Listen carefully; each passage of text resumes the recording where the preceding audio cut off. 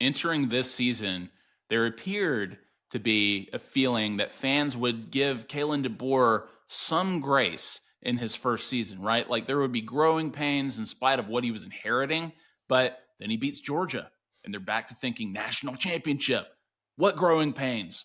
But then he loses to Vandy, and suddenly the conversation is Kalen DeBoer the man for the job, right? Like, does he get the culture? Michael, does DeBoer deserve grace? Like, how does that work? Or like when you're making $10 million a year to do this, is it fair to put a coach under the microscope in his first season?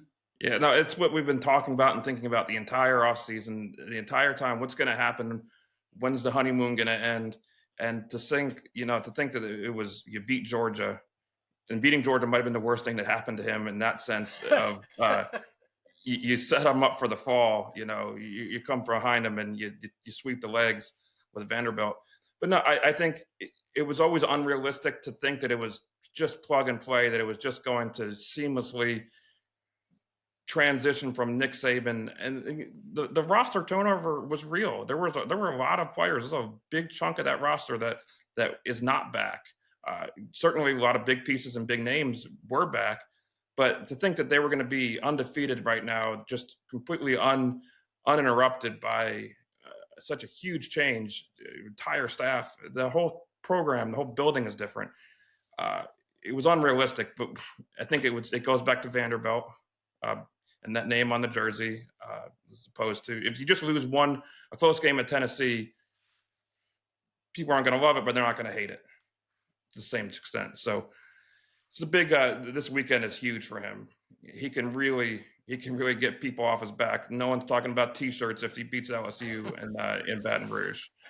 I, I will say, and I agree with everything Michael just said, but all of that said, the captain of a ship doesn't get to say, I deserve calm seas. And the fans getting upset with you Oh, yeah. for anything, it just, and to use Nick Saban's favorite phrase, it just is what it is. That is the nature of the job.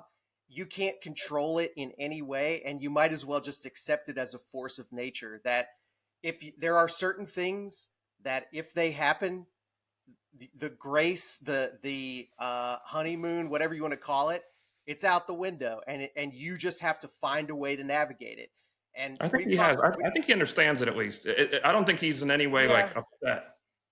No, I mean, he doesn't seem panicky about it. How would you know? He doesn't seem anything about it, is what I was going to say. Yeah, he just isn't going to give you any kind of feedback during the season. At least not this version of Kalen DeBoer. And maybe over time, he starts to see that it's advantageous of him to learn how to communicate to this fan base in a different way.